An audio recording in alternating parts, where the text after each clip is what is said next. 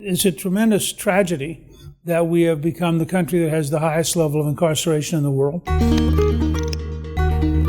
America is going to arrest more than 11 million people this year. That's about 21 people a minute. Even though we lock up a high percentage of our population, we still have a problem with crime. Whenever I give a mandatory minimum, I'd say about 80% of the time I think it's unjust. Wait a minute, I'm backing you up. Yeah. 80% of the time? Sure.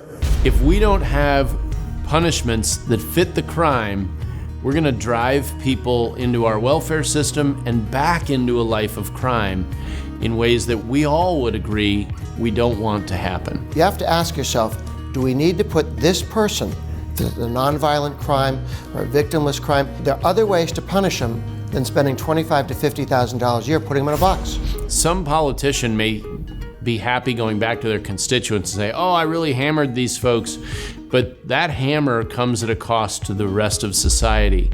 And it's a reminder to us that the current system hasn't worked. It has taken mild offenders and turned them into hardened criminals, and that's the opposite of the direction we want to go in. We have to continually, from the conservative standpoint, remind our prosecutors that we expect them to act as a filter, not just a hired gun. One place that we don't pay much attention to is in our prisons. She was shackled during her pregnancy, labor, delivery, and after having her baby, violating her rights. That sounds something out of the Middle Ages, and yet in some of our prisons, that's policy. Prisoners are human beings bearing human dignity, and sexual assault is always morally wrong. Now you've got a part of you that's yours, and that's your body, and nobody should ever be able to violate your personal space. That's yours that nobody can ever take away from you.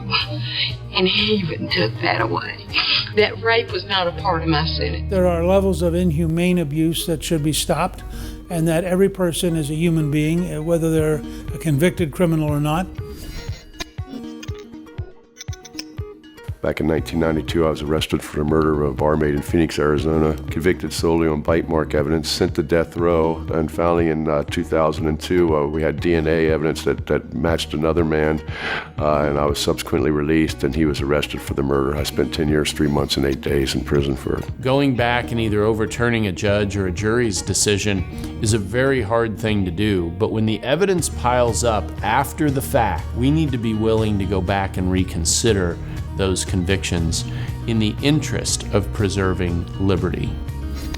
In 2014, the government took more money from people than all the burglars in the country together. This is wrong. Criminal justice reform will stop this. I don't know why this is so hard for people who work in government. Leave our stuff alone. The criminal justice system is a government monopoly. You know it's going to cost more than it should. You know it's going to work for the people who run it, not for the average citizen. Conservatives want to see reform in government generally, and they definitely want to see reform when it comes to our criminal justice system. So we have to begin to focus on watching the courts, the judges, the prisons, to make sure they serve the general good instead of just the bureaucrats involved.